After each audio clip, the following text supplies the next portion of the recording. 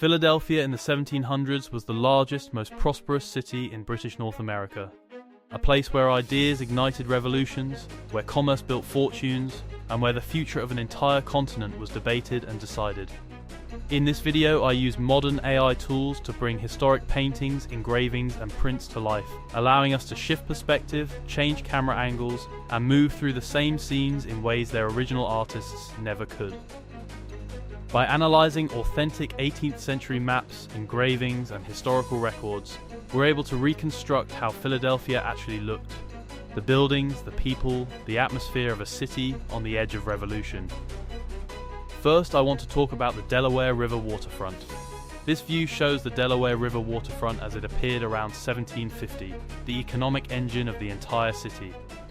The river dominates the foreground, a wide tidal waterway connecting Philadelphia directly to the Atlantic Ocean. Along the shoreline, wooden wharves stretch into the current, crowded with sailing ships, their masts rising like a forest against the sky. Barrels, crates, and cargo cover every available surface. The water is constantly moving, filled with smaller boats ferrying goods between the larger vessels and the shore. The air here smells of tar, salt water, and fish. Longshoremen shout to each other in English, German, and Dutch as they haul cargo from ship to shore. The noise is relentless, the creak of ship rigging, the splash of oars, the calls of merchants negotiating prices. Through this river flowed wheat and flour bound for the Caribbean, timber and iron heading to England, rum and sugar arriving from the islands. But the waterfront was also dangerous. Fire could spread quickly among the wooden warehouses. Disease arrived on ships from tropical ports, yellow fever and smallpox sweeping through the cramped neighborhoods near the docks. Sailors brawled in waterfront taverns. Smugglers moved illegal goods under cover of darkness. This waterfront mattered because it was Philadelphia's lifeline to the world. Every ship brought cargo, news, ideas, and immigrants. The merchants who controlled this trade became the city's elite, funding churches, schools, and eventually a revolution. By the 1790s, the waterfront expanded rapidly as Philadelphia became the temporary capital of the United States. Today, this same stretch of river is known as Penn's Landing, where you can still walk along the Delaware and imagine the forest of masts that once defined the city's horizon. This view shows Market Street in the 1760s, the widest and busiest thoroughfare in all of Philadelphia. The street runs straight from the Delaware River westward, lined with 2- and 3-story brick buildings. Down the center stretches the Jersey Market, a long covered structure filled with vendors selling meat, vegetables, bread, cheese, and fish. The foreground shows crowds moving between stalls, shoppers with baskets, children darting through the press of people, horses pulling carts loaded with goods. The noise must have been overwhelming. Butchers calling out prices, chickens squawking in wooden cages, the clatter of iron wheels on cobblestones. The smells were intense. Roasting meat, fresh bread, horse manure, wood smoke pouring from countless chimneys. Women in aprons bargained over cuts of pork. Quaker men in plain coats walked past Anglicans in powdered wigs. This was where rich and poor, enslaved and free all came together. But Market Street was tightly controlled. The city regulated who could sell, where they could set up, and what prices they could charge. Disputes erupted over stall space. Health inspectors checked meat for spoilage. Pickpockets worked the crowds. And walking these same streets were enslaved people, laboring in kitchens and workshops just steps from the market's bustle. This street mattered because it was the city's pulse, the place where Philadelphia fed itself and where the social order was both enforced and quietly challenged every single day. By the early 1800s, the wooden market sheds were replaced with permanent brick structures. Today, Market Street still cuts through the center of Philadelphia, though the old markets are long gone. This view shows Christ Church rising above the colonial rooftops in 1754, its white steeple the tallest structure in all of North America. The church itself is built of red brick in the Georgian style, with tall arched windows and a classical entrance. The steeple soars 196 feet into the sky, topped with a sharp white spire visible for miles. From the street level, the scale is breathtaking. This was a statement of permanence, of power, of a city confident enough to build something meant to last for generations. Inside, wooden pews are reserved for wealthy Anglican families. The pulpit is carved mahogany. Clear glass windows let in streams of natural light. On Sundays, the church filled with merchants, ship captains and lawyers dressed in fine imported clothing. Benjamin Franklin himself rented pew number 70. George Washington would later worship here during the Constitutional Convention of 1787. But not everyone was welcome on equal terms. Pew rental was expensive, a visible marker of wealth. Enslaved people sat separated in the balcony. Quakers viewed the church with suspicion, seeing it as a symbol of English authority. As revolutionary sentiment grew in the 1770s, this building became a focal point of tension.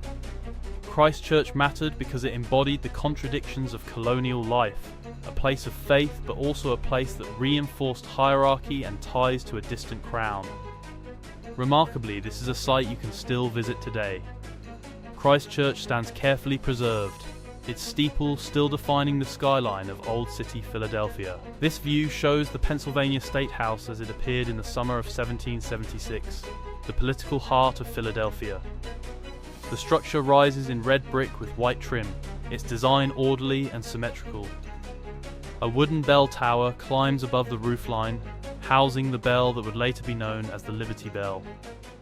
The yard in front is open and worn. Men in tricorn hats and long coats gather in small groups, talking in low voices. Inside these walls, delegates from the 13 colonies meet in the assembly room, windows thrown open against the oppressive summer heat.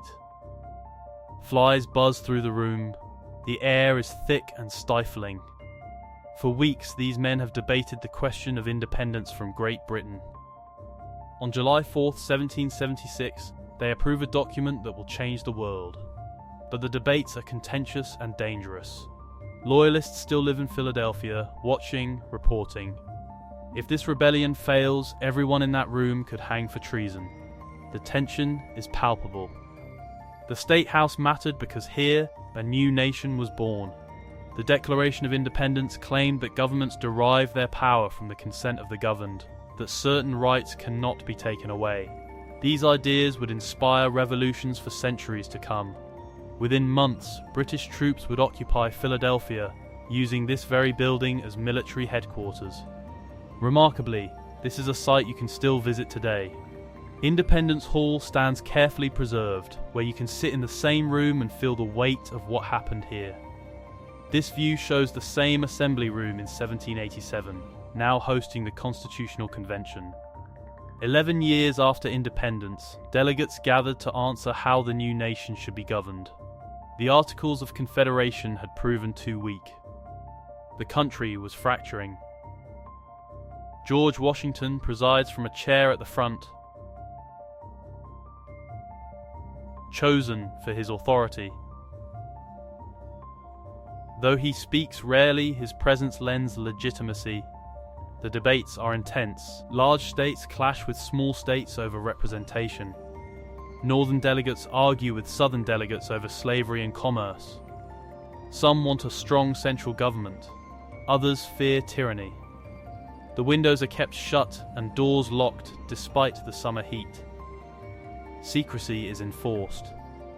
Outside, citizens speculate about what is happening behind those closed doors. This convention mattered because the framework created here, a federal system with checks and balances and a written constitution, would create a political system that would endure for centuries. By September 1787, the Constitution is signed, though not everyone is satisfied. The same room where independence was declared now became the birthplace of American constitutional government. This view shows Front Street and Market Street in the 1770s, home to the London Coffee House. The building rises 2 stories with large windows and a painted sign above the door. The open lot beside the building is visible, used for public gatherings and auctions. More than just a place to drink coffee, this was where the city's business, politics, and social life intersected. Inside, merchants meet to negotiate deals and exchange news from London, the Caribbean, and other colonies. Ship captains announce cargo and seek investors. The smell of coffee, tobacco and ale fills the air.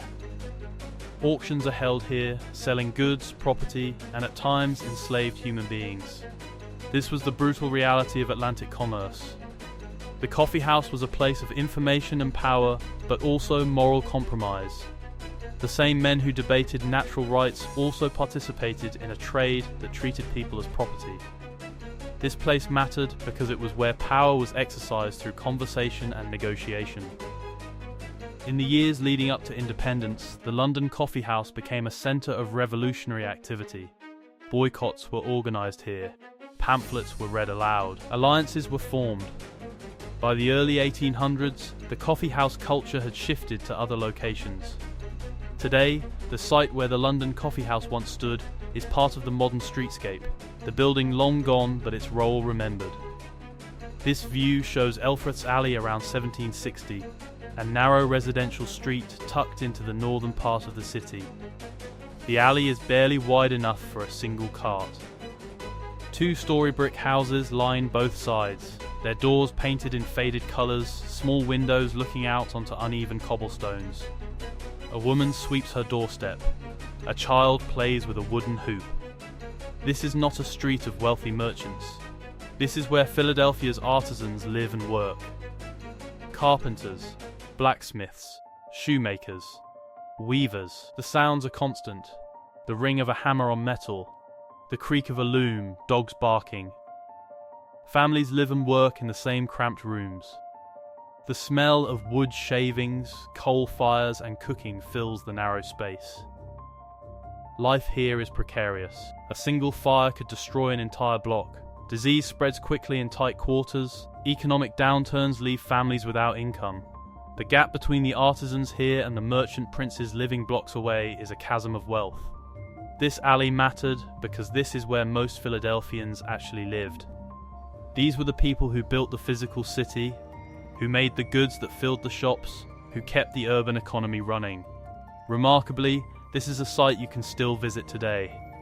Elfreth's Alley remains the oldest continuously inhabited residential street in the United States, looking much as it did over 250 years ago.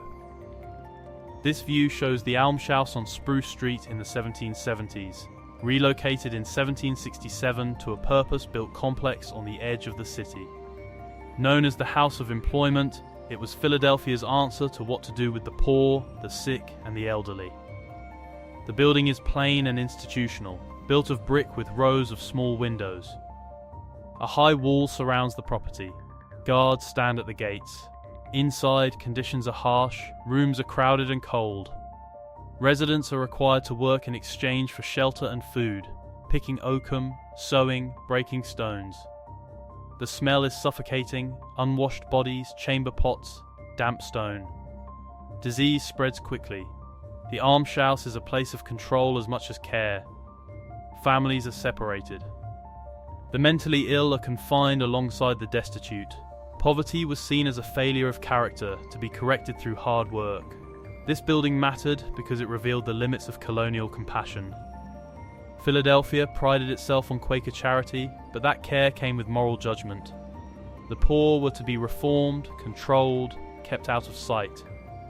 By the 1830s, the almshouse was relocated to a larger facility.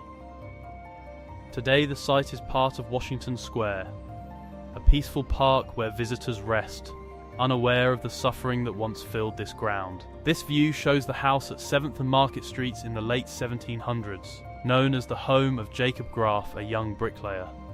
The building is typical of Philadelphia's residential architecture, brick construction, symmetrical windows, modest Georgian design. In the foreground, the street is muddy and crowded. Nothing about the exterior suggests historical importance. But in the summer of 1776, a young delegate from Virginia, Thomas Jefferson, rented rooms on the second floor. And it was here, in these ordinary rooms, looking out over a muddy street, that he drafted much of the Declaration of Independence. He worked alone at a portable writing desk, often late into the night. He wrote and rewrote, trying to find the words that would justify a break from the most powerful empire on earth. The ideas he put to paper, that all men are created equal, that governments exist to protect natural rights gave them revolutionary force. This modest house mattered because it reminds us that history is not made only in grand halls. It is made in quiet rooms, by individuals searching for the right words to change the world. The original Graff House was demolished in the 1800s, but a careful reconstruction now stands on the original site. Remarkably, this is a place you can visit today, a small museum that preserves the memory of where Jefferson worked. Walking through these reconstructed scenes, using AI to shift our perspective and move through space in ways the original artists could never have imagined. Philadelphia in the 1700s feels startlingly close. You can almost hear the creak of ship rigging in the harbour, smell the wood smoke hanging over Market Street, feel the summer heat in the State House Assembly Room. This was a city of ambition and contradiction, a place where revolutionary ideals were born alongside brutal realities, where wealth and poverty existed side by side, where freedom was proclaimed even as slavery persisted. The paintings and engravings we have are windows into that world, and these AI tools allow us to step through them, to explore angles and perspectives that were impossible before. If there's another city, moment, or scene you'd like to see brought to life like this, let me know in the comments. Another colonial capital, a different era, a historic event, or a forgotten corner of the past waiting to be rediscovered. Thanks for watching.